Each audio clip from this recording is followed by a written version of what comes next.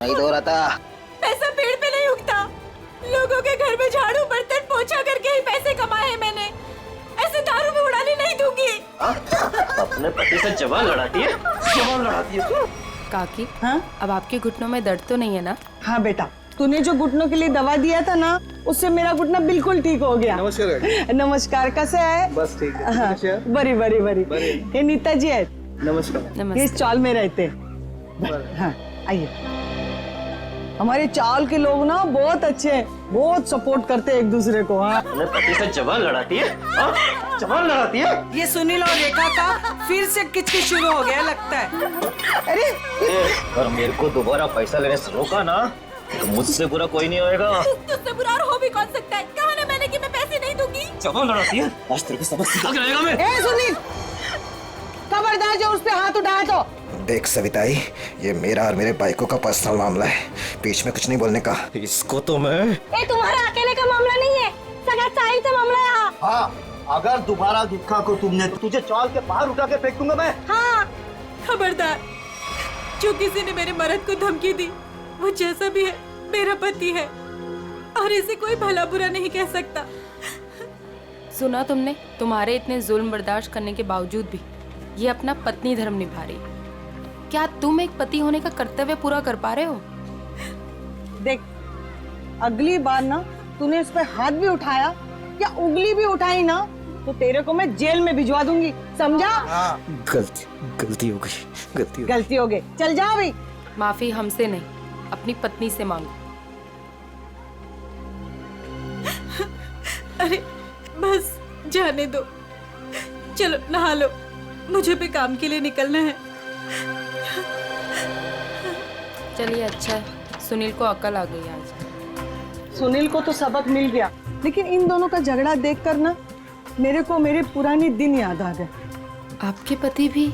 हाँ, बहुत शराब पीता था, हर वक्त नशे में रहता था, और जब नशे में नहीं रहता था ना तो इसी तरह जबरदस्ती मेरे से पैसा मांगता था।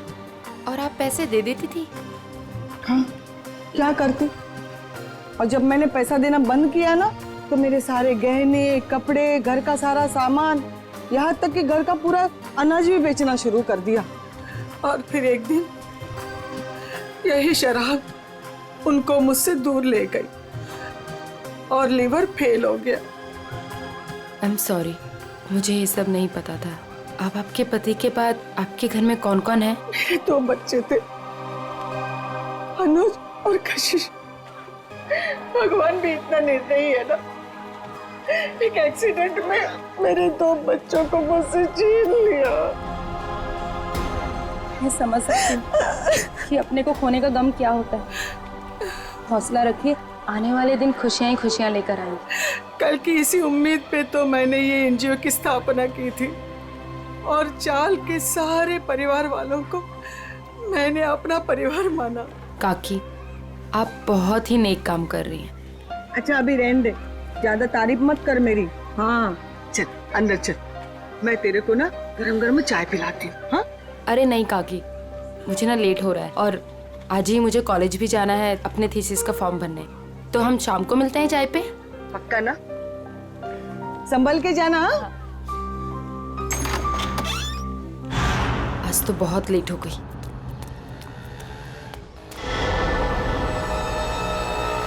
ये तो वही लड़का है, आज तो इस रोमियो को सबक सिखा कर आऊंगी। हेलो ओएस्टा, हेलो, रुक, कब से मेरा पीछा कर रहा है? रुक, भागता कहाँ है? रुक। भाग गया, पता नहीं कहाँ से आ जाते हैं। पर सविताई, मुन्नी को स्कूल भेजकर क्या फायदा? बाद में उसे शादी करके चूल्हा चौका ही तो संभालना है। यही तो गलत मानसिकता है उर्मिला। शिक्षा ग्रहण करने के लिए जितना अधिकार लड़कों का है ना, उतना ही लड़कियों का भी है। आज हमारे देश में ज्यादातर परिवारों में महिलाएं उतना ही आर्थिक सहयोग देती है जितना कि पुरुष। क्यों नीता, मैंने ठीक कहा ना? बिल्कुल कहा। आज के जमाने में स्त्री का अस्तित्व उसके पिता या पति पे निर्भर नहीं करता। लड़की को भी पूरा अधिकार कि वो अपनी पहचान बना सके और समाज के साथ कंधे से कंधा मिलाकर आगे बढ़ सके।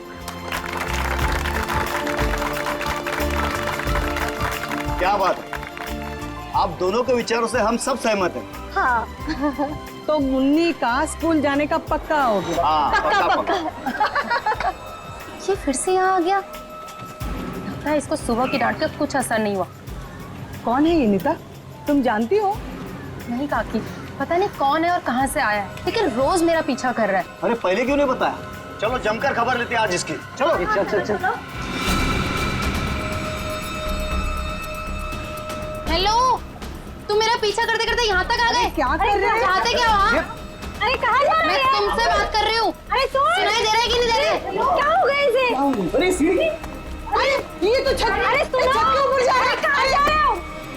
एक किधर जा रहा है ये? ओ हीरो, रुको। अरे अरे अरे ए, क्या कर रहा है? अरे नीचे उतर। अरे खोपड़ी सटक ली है तुझी, क्यों जान देना चाहता है अपनी? अरे बोल ना कुछ। अरे बोल। मैं यहाँ कैसे आया? इधर क्या कर रहा हूँ मैं? तेरे को नींद में चलने का आदत है क्या? हाँ? कब से बुला रहे हैं तेरे को? ड्रामा मत करो, बताओ कि मेरा पीछा क्यों कर रहे थे? मैं बात करती हूँ। बेटा देख, तेरे दिल में ना जो कुछ भी है सच सच बता दे। तू नीता को पसंद करता है क्या? वो बात नहीं है, मैं तो नीता जी का बॉडीगार्ड हूँ। इनके पिताजी ने मुझे इस काम पर रखा था कि इनकी मैं रक्षा करूं। उन्होंने ये भी कहा था कि इनको पता न चले। झूठ मत बोलो, मेरे पापा मुझसे बिना पूछे कुछ नहीं कर सकते। मैं सच कह रहा हूँ। ये मेरा आईडी कार्ड।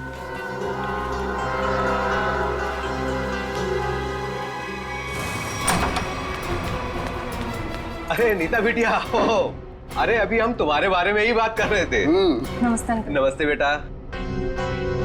क्या बात है बेटा, अंकल से नमस्ते और पापा से हेलो हाय कुछ भी नहीं?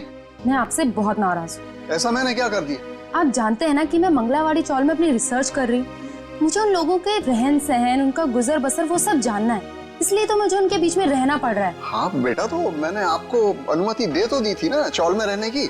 अनुमति दी, वो ठीक है, लेकिन वो बॉडीगार्ड, वो मेरे पीछे क्यों आ जाता है बार बार? देखो बेटा, मैंने बॉडीगार्ड इसलिए रखा था कि मैं चैन की नींद सो सकूं और मुझे यकीन रहे कि मेरी बिटिया वहां पर सुरक्षित है।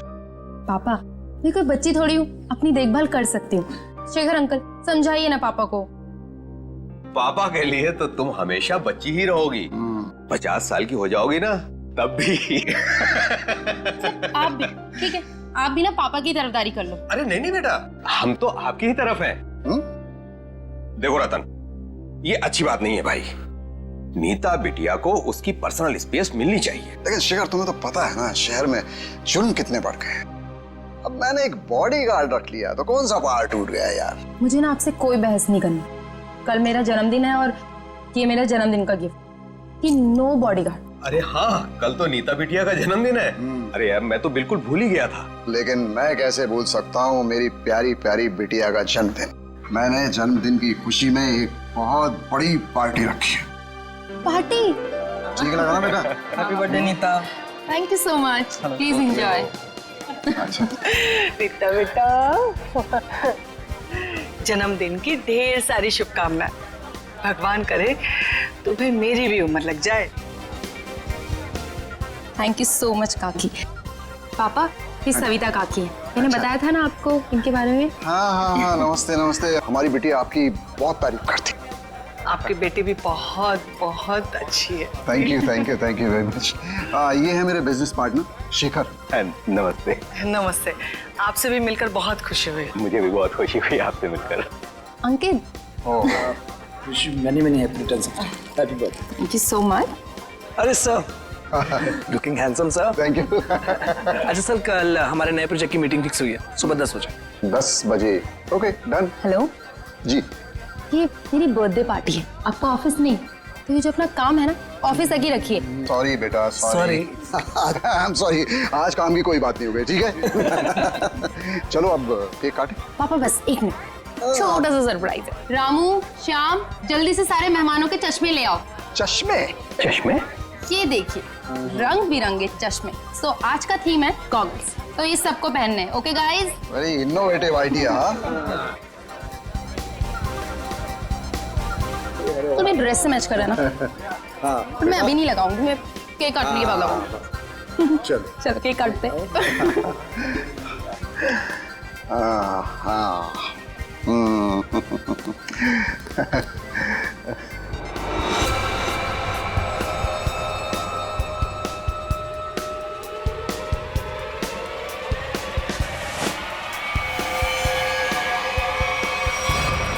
गन?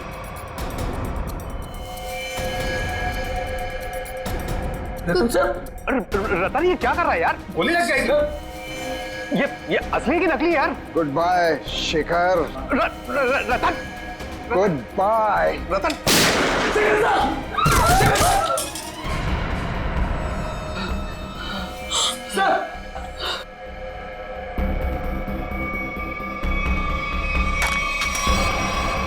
पापा पापा पापा, ये तो बेहोश हो गए। ये अच्छा है, गोली मार के बेहोशी की एक्टिंग कर रहे हैं। अरे कोई एम्बुलेंस बुलाओ, शेखर जी को गोली लगी है। और सीआईडी को भी फोन करना पड़ेगा। Hello CID.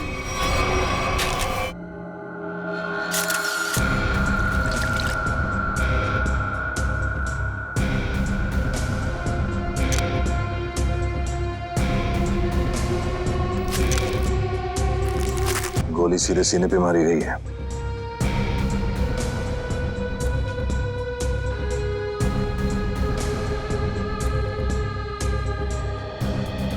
आप सबने देखा था रतन जी को गोली चलाते हुए शेखर जी पे? हाँ सर, हम तो हक्के बक्के रह गए ये देख के। इतनी अच्छी पार्टी चल रही थी, सब कितना एंजॉय कर रहे थे।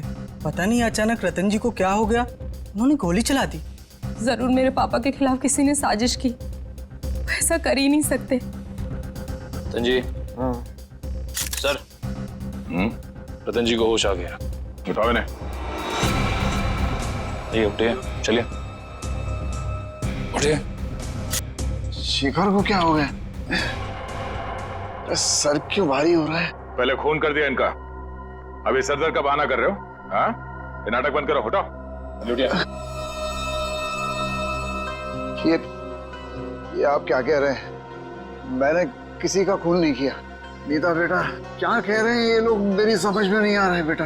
पापा मुझे खुद समझ में नहीं आ रहा है कि ये सब हो क्या रहा है। समझ में आएगा, सबको बहुत जल्दी सबको समझ में आ जाएगा। निखिल, मयूर, घर की अच्छी तरह से तलाशी लो। वो रतन जी के गन से चली थी और उस गन पे जो उंगलियों के निशान मिले थे वो भी रतन जी के ही थे। कहिए रतन जी, क्या कहना है आपको इस बारे में? मेरे कुछ समझ में नहीं आ रहा सर। मेरा सर बहुत भारी हो रहा है। ऐसा लग रहा है जैसे किसी गहरी नींद से जागा हूं मैं। कोई डरावना सपना देखा है मैंने। हाँ, मगर क्या करे, शेखर जी की मौत तो कोई सपना नहीं है। सारे सबूत यही कह रहे हैं कि शेखर का खून तुमने किया है। मैंने कोई गोली नहीं चलाई सर। आप मुझ पर यकीन क्यों नहीं कर रहे सर? तो फिर वो गोली क्या अपने आप शेखर जी के शरीर में गई? कुछ याद नहीं आ रहा है मुझे। रतन जी। मैंने कहा था ना आपसे कि मेरे पापा दिल के मरीज हैं, उन्हें टेंशन मत दीजिए। सर मैं एम्बुलेंस को फोन करता हूँ। नहीं, अपनी गाड़ी में लेकर चलो, हॉस्पिटल में एडमिट करो जल्दी। चलिए। मैं भी चलती हूँ साथ में। नहीं, आप नहीं जाएंगी। उन्हें पहले एडमिट होने दो, बाद में मैं भी चलूंगा तुम्हारे साथ। प्लीज सर, मेरे पापा को छोड़ दीजिए। अगर तुम्हारे पापा ने कुछ भी नहीं किया है तो उन्हें कुछ नहीं होगा। अच्छा एक बात बताओ, रतन जी का कोई झगड़ा वगड़ा था पहले से शेखर जी के साथ, या फिर कल पार्टी में कोई झगड़ा वगड़ा हुआ था? नहीं सर, वो तो पार्टी में बहुत एंजॉय कर रहे थे। अच्छा, क्या तुम्हारे पापा के बर्ताव में कुछ तुम्हें थोड़ा अजीब सा लगा? कभी आदमी कोई टेंशन में होता है या वैसे कुछ? हाँ सर, कोई झगड़ा तो नहीं हुआ था, लेकिन उनका मूड थोड़ा सा चिड़चिड़ा था और वो शेखर अंकल को कुछ कह भी रहे थे। तुमने काम सही से नहीं किया, वो वापस आ गया। वो वापस आ गया? ये कौन? सर नाम तो नहीं लिया था। अच्छा, ये बातचीत कब हुई थी दोनों के बीच? कल हुई थी, एनजीओ से लौटने के बाद। एनजीओ? कौन सा एनजीओ है ये? मेरी बड़ी बहन सान्या की मौत के बाद पापा ने एक एनजीओ खोला था जहाँ पे हम गरीब लोगों को रोटी, कपड़ा और रहने के लिए छत देते हैं। कहाँ है ये एनजीओ? नमस्कार साहेब, मी कपिल, यहाँ एनजीओ मॅनेजर आहे। आप ये बताएंगे कि इस एनजीओ में आप कब से काम कर रहे हैं? पहले दिन से, जब रतन जी ने सानिया मैडम की याद में इस एनजीओ की स्थापना की थी। फिर तो आप काफी करीब से जानते होंगे शेखर जी और रतन जी को। हाँ जी, एनजीओ में काम करने वाले सभी लोगों को अपना परिवार का सदस्य मानते थे। हमेशा आकर हमसे हमारे सुख दुख के बारे में पूछते थे और अपने सुख दुख बांटते भी थे। ये तो बहुत अच्छी बात है। फिर तो आप ये भी जानते होंगे कि शेखर जी और रतन जी के बीच में किस बात को लेकर टेंशन चल रही थी? नहीं साहब, ऐसा कहीं ना थे। वो दोनों बिजनेस पार्टनर कम और भाई संबंध ज्यादा थे। भाई समान थे तो फिर रतन जी ने शेखर जी का खून क्यों कर दिया? जरा दिमाग पे जोर डालिए और सोच के बताइए कि शेखर जी और रतन जी के बीच में कुछ झगड़ा हुआ था या कुछ बहस हुई थी? ऐसा कई साले न होते। लेकिन रतन जी की बेटी बता रही थी कि रतन जी और शेखर जी आपस में कुछ बातें कर रहे थे कि कोई आया है। कौन वापस आया है, कुछ पता है आपको? हाँ, वो ये दोनों यहाँ बात कर रहे थे इसके बारे में, जब मैंने उस अजीब घटना के बारे में बताया उन्हें। अजीब घटना? कैसी अजीब घटना? कुछ दिन पहले एक आदमी ने मुझे फोन किया था, कहा शेखर जी और रतन जी ने उसे काम पे रखा है और उसने अपना अपॉइंटमेंट लेटर मेल किया कंपनी के लेटरहेड पे, प्लीज चेक कर लीजिए। दूसरे दिन से वो काम पे आने लगा और सब फाइलें वगैरह चेक करने लगा। कौन सी फाइलें चेक कर रहा था? सारी फाइलें, टैक्स की फाइलें, अकाउंट्स की फाइलें, और हाँ, रतन जी और शेखर जी के जिंदगी के बारे में काफी सवाल पूछे। फिर क्या, बस लंच ब्रेक में खाना खाने के बहाने बाहर चला गया और वापस ही नहीं आया। जब भी मैंने इस घटना के बारे में दोनों बॉसेस को बोला तो उन्होंने कहा कि हमने किसी को काम पे रखा ही नहीं है। इतनी मेहनत करके आया था पूछताछ करने के लिए, जरूर इस जुर्म में उसका हाथ है। शेखर जी ने रतन जी को कहा कि वो वापस आ गया है, तुमने अपना काम बरोबर किया नहीं है। इस आदमी का चेहरा तो देखा था ना आपने, हमारे लिए स्केच करवाई। साहिब, दरअसल बात यह है कि उस दिन मैं अपना चश्मा घर में भुलाया था और चश्मे के बगैर मुझे तो कुछ दिखता ही नहीं है। सामने कुर्सी पड़ी कि गाड़ी पड़ी, मेरे को वो भी नहीं दिखता। एक बात तो तय है, ये जरूर इन दोनों के अतीत से जुड़ा हुआ ही कोई आदमी है। एग्जैक्टली, इसीलिए तो बड़ी आसानी से इस अनजान आदमी को उन्होंने पहचान लिया। इस नए मोहरे से जल्द मिलना होगा। सर, हाँ, पता चला एनजीओ से किसका फोन था जिसकी वजह से इन दोनों के बीच में अनबन हो गई? सर, एनजीओ वालों को उसका नाम तो नहीं मालूम, लेकिन उनका कहना था कि कोई आदमी आया था, अनजान आदमी, जो काफी सवाल जवाब कर रहा था वहां पे। यह आदमी जरूर रतन ने जो अपने बेटी सानिया के नाम पे एनजीओ चलाया उसी से संबंधित है। रतन और शेखर दोनों इस आदमी के बारे में जानते थे और इसीलिए इन दोनों के बीच में बहस हो गई। सर, कहीं ये जो भी चीजें हो रही हैं, इन सबका संबंध सानिया की मौत से तो नहीं? नीता, बेटा एक बात बताओ, तुम्हारी बहन की मौत कैसे हुई? दीदी ने आत्महत्या की थी। क्यों? मालूम नहीं। मालूम नहीं मतलब? मैं उस वक्त हॉस्टल में थी, घर पे क्या हो रहा है क्या नहीं, सबसे अनजान। अच्छा, जब आपकी बहन ने आत्महत्या की तो उस वक्त क्या आप हॉस्टल में थी? उस वक्त तो मैं घर पे थी, छुट्टियां मनाने के लिए आई थी। मुझे आज भी वो दिन याद है जब मैं और पापा मॉल से शॉपिंग कर आई और जैसे ही पापा ने दरवाजा खोला। सानिया बेटा, सानिया, सानिया! नीता, क्या तुमने अपने पापा से पूछा नहीं, जानने की कोशिश नहीं की कि क्यों तुम्हारी बहन सानिया ने ऐसा कदम उठाया? पूछा था सर, बहुत बार, लेकिन पापा हमेशा यही कहते थे कि तुम्हें इस बारे में जानने की जरूरत नहीं, और वो रोने लगते थे। इसलिए मैंने इस बारे में कभी उनसे बात नहीं की। हम मगर किसी को तो पता होगा ना क्या तकलीफ थी सानिया को, कोई खास दोस्त न कोई तो। आया जी थी, वो हमेशा उनके साथ रहती थी, उसकी जिंदगी के पहले दिन से लेके आखिरी दिन तक वो हमेशा दीदी के साथ रही है। जी, ये आया रहती कहाँ है? उसी चौल में जहाँ मैं रिसर्च कर रही हूँ। अभी भी पापा उनकी तनख्वाह हर महीने बराबर पहुँचाते थे। क्या चल रहा है तुम्हारा? अभी तक गिनती चालू है? आई एम सॉरी सर, पता नहीं क्यों मगर मुझे एक चश्मा कम लग रहा है। एक चश्मा कम लग रहा है मतलब? सर, पार्टी में 20 लोग आए थे। हाँ। मैं कम से कम 5 बार गिन चुका हूँ, हर बार 19 चश्मे बता रहे। तो फिर एक चश्मा कहाँ गया? पता नहीं सर। जी बिल्कुल सही कह रहे हैं, जो चश्मा मेरे पापा ने पहना था वो तो इसमें है ही नहीं। पापा का चश्मा कहाँ गया? सब हो सकता है जब पापा बेहोश हुए हो तो कोई लेकर चला गया हो। कमाल है सर, पार्टी में खून हो जाता है मगर फिर भी किसी को चश्मा चुराने की सूझी। एक बात और सर, बिल्कुल उसी तरह का चश्मा मेरे बॉडीगार्ड ने भी पहना था जब वो चौल की छत से कूदकर खुदकुशी करने वाला था। एक मिनट, तुम्हें कैसे पता चला कि वो वही चश्मा था जो तुम्हारे पापा ने पहना था? क्योंकि मैंने उसे पहले भी देखा है, वो कभी चश्मा नहीं पहनता, लेकिन उस दिन चौल की छत से जब वो कूद रहा था तो उसने उसी तरह का चश्मा पहना था। वो चश्मा ही मनूस है। सर इस चश्मे का खून के साथ क्या कनेक्शन हो सकता है? सचिन, कोई ना कोई कनेक्शन तो जरूर है। कुछ ना कुछ तो गड़बड़ है, कुछ ना कुछ तो गड़बड़ है इस चश्मे को लेकर। क्या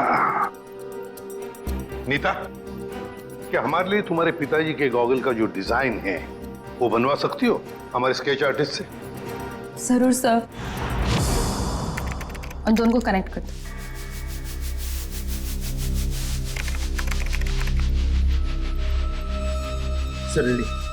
ठीक है, थैंक यू। कमाल का डिजाइन है ये इस चश्मे का। सर ये चश्मा तो कस्टम मेड लगता है, क्योंकि रेडीमेड चश्मों की डिजाइन ऐसी नहीं होती।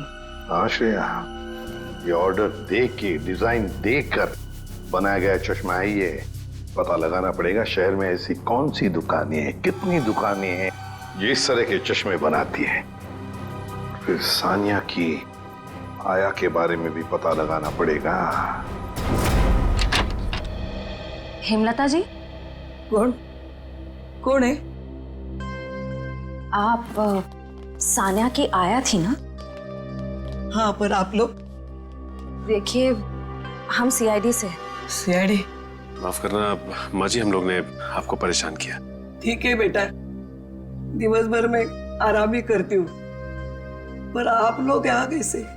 देखिए हेमलता जी, आप सानिया की आया रही बचपन से, है ना? और फिर सानिया ने आत्महत्या भी की, ये तो आप जानती ही हैं। अब ये जानना चाहते हैं कि क्यों सानिया ने क्यों आत्महत्या की।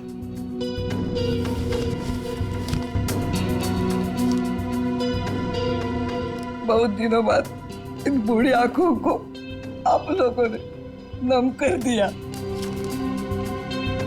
हम आपका दुख समझते हैं। मैं हूँ जिम्मेदार, मैं हूँ। या तो रतन जी को मैंने मनाना चाहिए था उस रिश्ते के लिए, वरना सानिया को मजबूर करना चाहिए था वो लड़के को भूलने के लिए।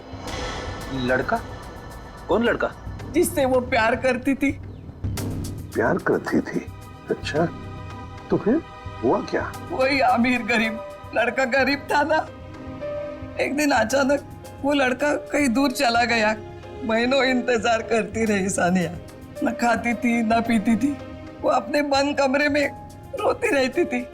वो लड़का कौन है, कहाँ रहता है, क्या उसका कोई टेलीफोन नंबर वगैरह है आपके पास? नहीं, सानिया ने कभी उसका नाम या पता नहीं बताया हमें। चल ठीक है, कोई बात नहीं। सॉरी, हमने आपको बहुत तकलीफ दी। आराम कीजिए। सर, सोच रही हूँ दया सर के लिए एक चश्मा ले लूँ। दया का बर्थडे आने वाला है क्या? नहीं सर, वो हमेशा ना मुझसे उखड़े उखड़े रहते हैं, इसीलिए। अच्छा, गिफ्ट देके उनको खुश करना चाहती हो?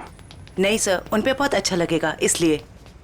बाद में देखते हैं। एक्सक्यूज मी जी, कहिए किसके लिए चश्मा दिखाऊं? एक मुजरिम के लिए। मुजरिम के लिए चश्मा? मैं कुछ समझा नहीं। जरा ये डिजाइन देखो चश्मे की। ये आपने ही बनाया था ना? जी हाँ। आपको पसंद है? आप लोगों के लिए भी बनवा दूं? नहीं नहीं, आप हमें माफी कीजिए।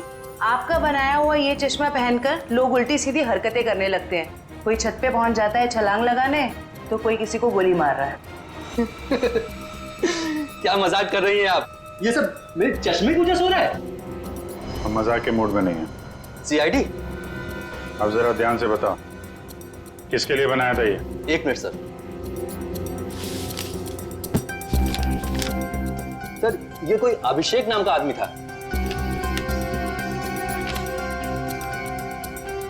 क्या बात है सर, नाम भी है, एड्रेस भी और फोन नंबर भी है। कॉल करो जी।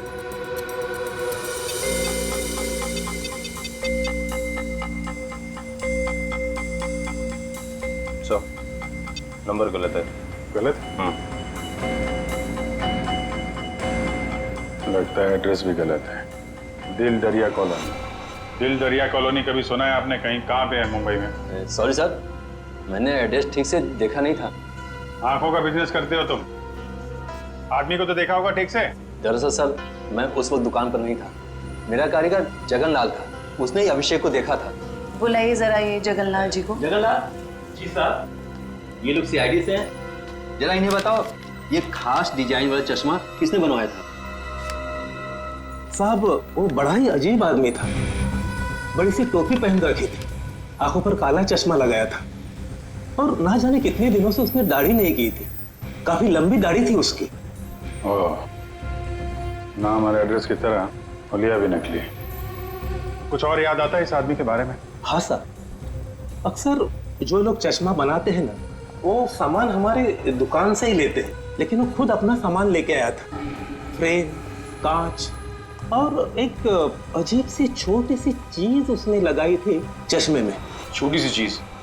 अच्छा, उस चीज के बारे में कुछ बता सकते हैं आप? अपने मोबाइल का सिम कार्ड होता है ना, उससे भी छोटी चीज थी। और साहब चश्मा बनने के बाद उसने मुझे पहनने भी नहीं दिया। मुझे फिटिंग चेक करवानी थी तो बोला चश्मा गंदा हो जाएगा। ये भी कोई बात हुई? कोई बात नहीं, आप जरा ये मेरा कार्ड रखिए। अगर वो आदमी दोबारा आए या दिखाई पड़े तो मुझे फोन करना, और उसको नहीं बताएंगे, इतना तो समझते हैं ना आप? समझ गए सर। सर हाँ, ये रोहन और मीशा है, ये सानिया के बड़े अच्छे दोस्त थे। घबराओ मत, देखो हमने तुम्हें यहाँ कुछ सवाल पूछने के लिए बुलाया है। कैसे सवाल सर? सानिया के बारे में। क्या तुम लोगों को पता है सानिया ने ऐसा क्यों किया, क्यों आत्महत्या की? पता नहीं सर, अगर उसे कोई प्रॉब्लम होती तो हम जरूर उसकी मदद करते, लेकिन ऐसा कुछ नहीं था सर। एक बात बताओ, क्या सानिया का कोई बॉयफ्रेंड वगैरह था? कोई लड़का था उसकी जिंदगी में? हाँ सर, एक लड़का तो था, मगर उसने कभी हमें उससे मिलवाया नहीं। क्यों? पता नहीं सर, वो बोली सब कुछ ठीक हो जाने के बाद सबको बताएगी।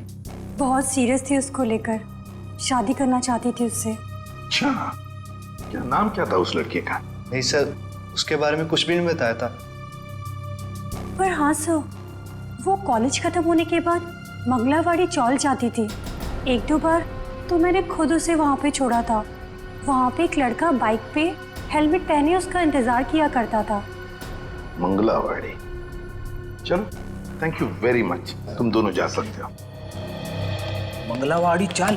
सर नीता तो वहीं पे रिसर्च करती थी। और उसकी बहन सानिया, नीता की बहन सानिया जिस लड़के से मिलने जाती थी वो मंगलावाड़ी चाल में ही रहता है। मंगलावाड़ी चाल में, कुछ समझ गए? समझ गया सर, मतलब ये नीता उस लड़के को जानती है मगर जानबूझ के हमसे छुपा रही है। हाँ, मंगलावाड़ी चाल। इस लड़की को देखिए, क्या आप में से कोई भी इसे जानता है, कभी देखा है? हाँ, ये अक्सर हमारे चौल में आया करती थी उस लड़के से मिलने। कौन सा लड़का? मनोज नाम था उसका, इसी चाल में रहता था वो। रहता था मतलब अब नहीं रहता? वो दरअसल कुछ साल पहले उसे सजा हो गई थी, अब तक तो सजा पूरी भी हो गई होगी, पर वो वापस लौटा नहीं। क्या क्या किया था उसने? सर पक्के से तो पता नहीं, पुलिस कह रही थी चोरी चकारी का इल्जाम है उस पर। मनोज, चल, thank you very much. Sir जिस मनोज की आप बात कर रहे हैं उसका तो सर कोई भी पुलिस रिकॉर्ड नहीं है। सुमी जी, ये कैसे हो सकता है जबकि मंगलावाड़ी चाल में रहने वाले लोगों ने हमें बताया कि 5 साल पहले मनोज को उसी चाल में से गिरफ्तार किया था। सर सारी फाइलें आपके सामने रखी हुई हैं, 5 साल के सारे रिकॉर्ड आप देख चुके हैं, मगर कहीं भी इस नाम का कोई शख्स नहीं है। हो सकता है मनोज की फाइल गुम हो गई। ऐसा कैसे हो सकता है सर? क्यों नहीं हो सकता? तो फिर मनोज की फाइल मिल क्यों नहीं रही है? हो सकता है सर आपको कोई गलत इंफॉर्मेशन मिल गई हो, या फिर इस नाम का कोई शख्स हो ही ना, या फिर चौल वालों ने आपसे झूठ बोल दिया। होने को तो ये भी हो सकता है कि मनोज की फाइल यहां से जानबूझकर गायब की गई।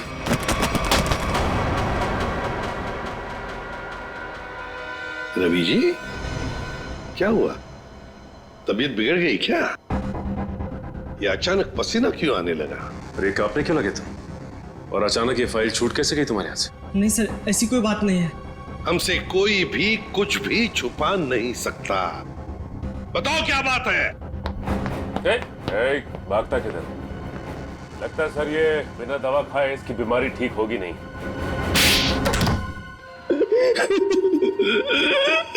सर मुझे माफ कर दीजिए, मेरे पैसों के कारण मैंने उसकी फाइल जला दी। शर्म आनी चाहिए तुम्हें। पैसों की लालच में तुमने मुजरिम की मदद की, और तो और अपने नौकरी से गद्दारी की, अपने देश से भी गद्दारी की तुमने। कौन से जेल में है मनोज?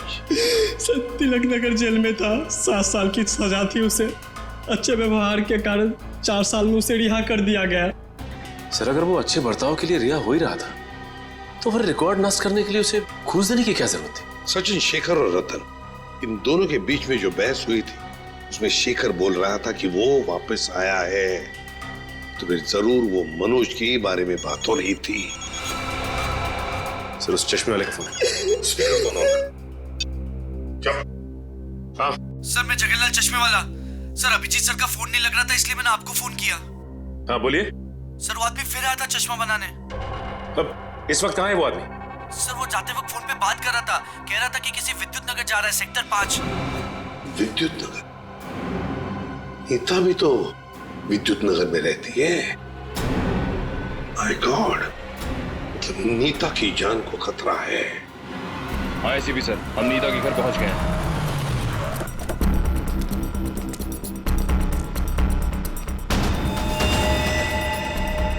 ओह नो, ये नीता छत पे क्या कर रही है? इसे रोकना होगा। नीता!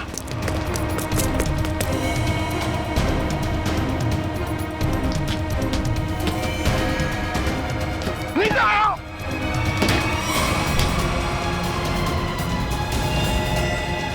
तो हटो।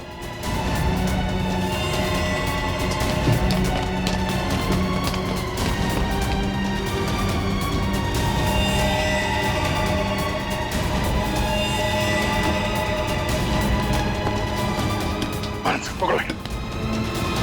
आजा, आजा। मयूर, चश्मा। ये क्या कर रही थी तुम? अपनी जान क्यों दे रही थी?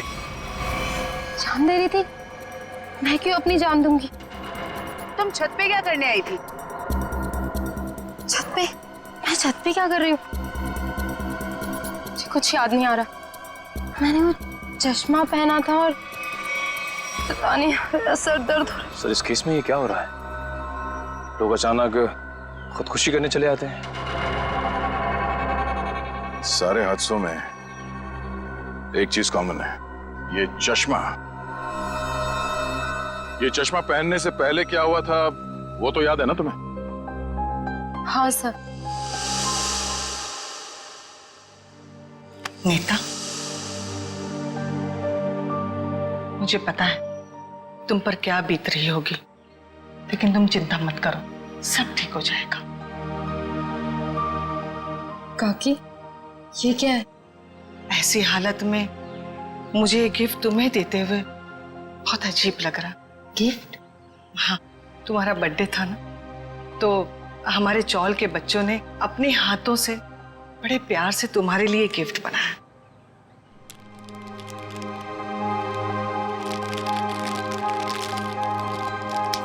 चश्मा?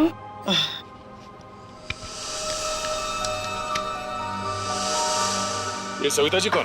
सविता जी मंगलवाड़ी चौल में रहती हैं, बड़ी नेक औरत है। ये कितनी नेक औरत है ये तो उनसे मिलने के बाद ही पता चलेगा।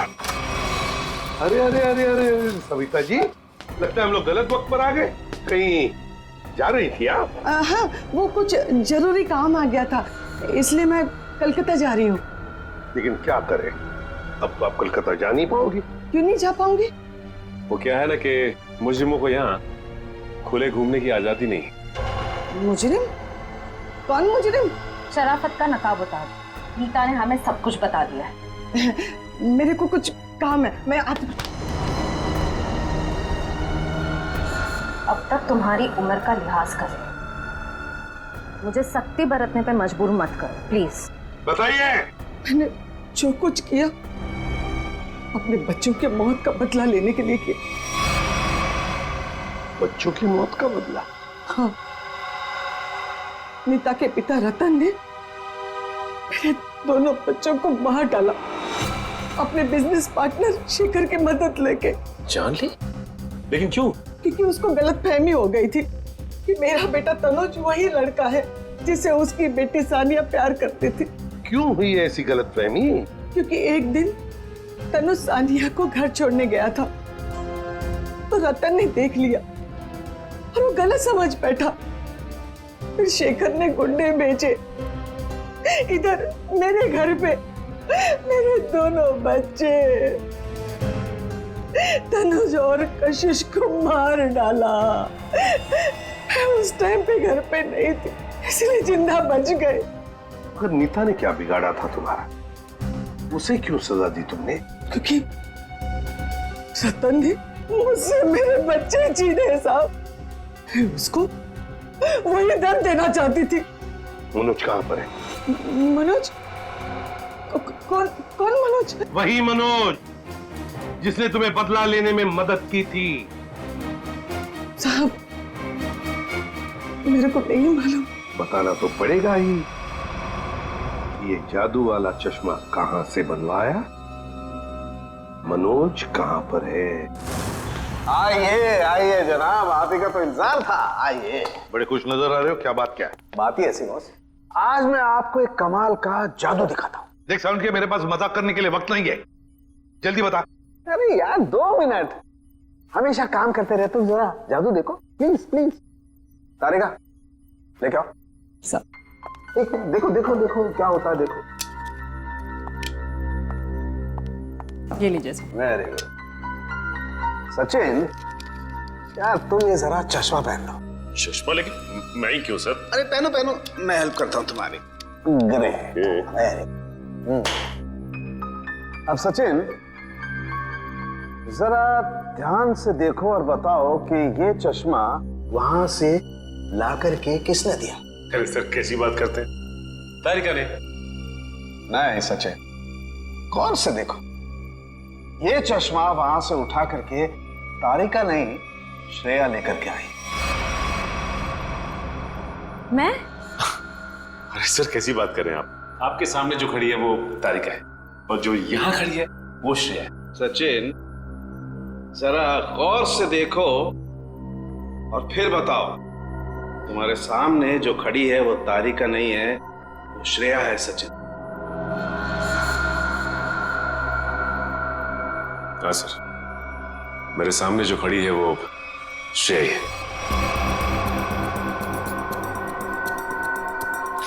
सचिन ये मेरी गन लो और तुम्हें इस गन के साथ क्या करना है सचिन तुम जानते हो ना? हाँ सर, मुझे अच्छी तरह से मालूम है कि इस गन के साथ क्या करना है। साळुंखे कुछ नहीं होगा। साळुंखे ऐसी मजाक मत कर, प्लीज बिलीव मी। हाँ सचिन, तो पता है ना तुम्हें क्या करना है इस गन से? हाँ सर पता है।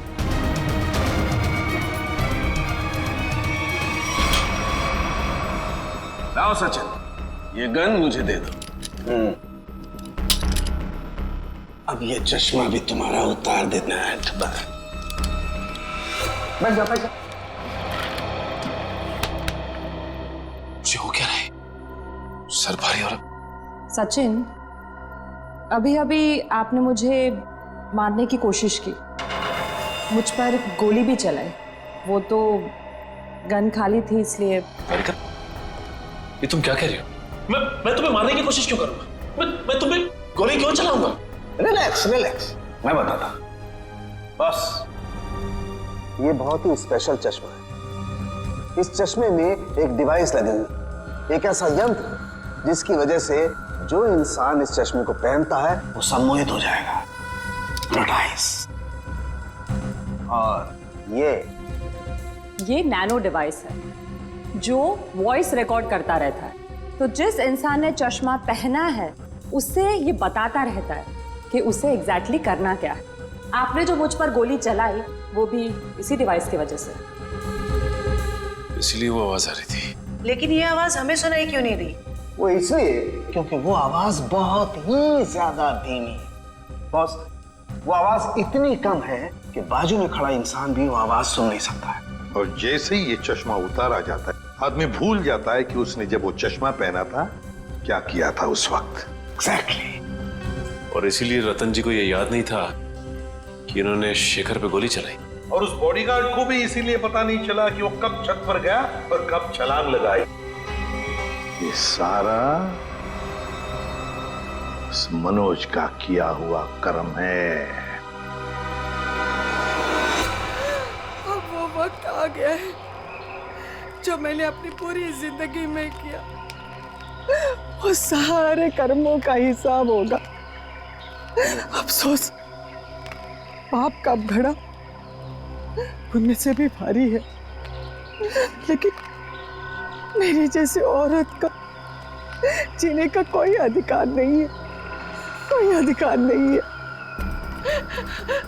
उम्मीद करती हूँ अगले जन्म में अच्छा इंसान बनने की कोशिश करूंगी।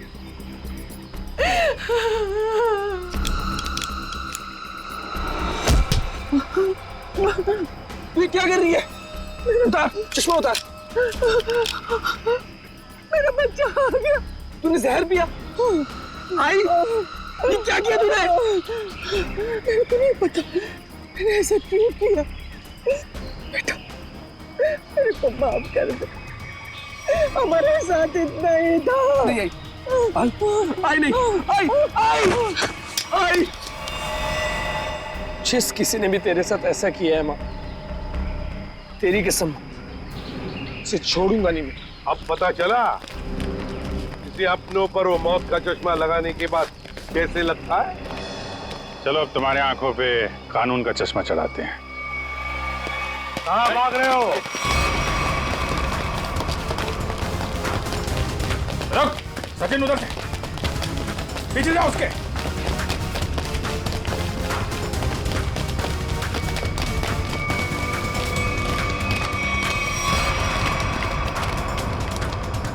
Wish you many happy returns of the day. Happy birthday. so much. अब जेल की चक्की पीसने की तैयारी करो। सविता जी भले मेरी असली माँ ना थी, पर वो मेरे लिए मेरी माँ से भी बढ़कर थी। उनके बच्चों के मरने के बाद उन्होंने मुझे ही अपना बेटा माना था।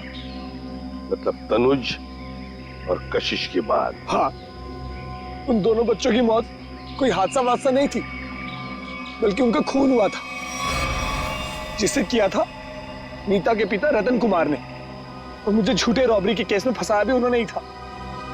इसलिए मैंने प्लान बनाया, बदला लेने का प्लान। और रतन की कंपनी में ही नौकरी कर ली, लेकिन रतन ने तुम्हें पहचाना नहीं? रतन और शेखर ने मुझे नहीं पहचाना, क्योंकि उन्होंने मुझे कभी देखा ही नहीं था। और इसी बात का मैंने फायदा उठाया, और जेल से छूटने के बाद ना ही मैंने सविता माँ के बच्चों का बदला लिया, बल्कि अपनी सान्या, जिसे मैं इतना प्यार करता था, उसकी भी मौत का मैंने बदला लिया। हमारे पास चले आते, हम तुम्हें न्याय दिलाते। कानून पर से तो विश्वास ही उठ गया था मेरा, इसलिए मैंने खुद ही न्याय करने की सोची। नीता से दोस्ती की, फिर उसे मार दिया। सान्या से प्यार करते थे तुम, इसे प्यार कहते हो? उसकी बहन की जान लेने चले थे तुम। वो तो अच्छा हुआ हम लोग इस वक्त पे पहुंच गए और उसे बचा लिया।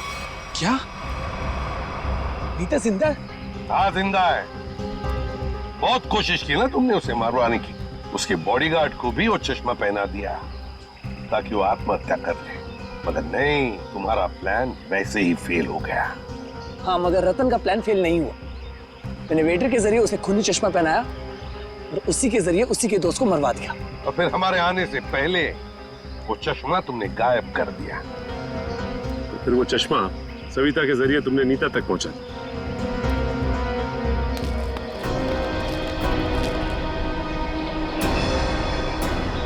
माँ तू जिंदा है? मैं जिंदा हूँ। मेरे को माफ कर दो मनोज बेटा, ये सब कुछ मुझे सीआईडी को बताना पड़ा। इन्होंने जो कुछ भी किया हमारे कहने पे किया। अपना बदला पूरा करने के लिए तुमने बहुत नाटक किया, और तुम्हारी असलियत सामने लाने के लिए हमने भी ये छोटा सा नाटक किया। क्या मिला तुम्हें? इस बदले की आग ने तुम्हें कहां से कहां पहुंचा दिया। अब जेल की सलाखों के पीछे सड़ते बैठना, कानून तुम्हें कड़ी से कड़ी सजा देगा, शायद फांसी ही होगी।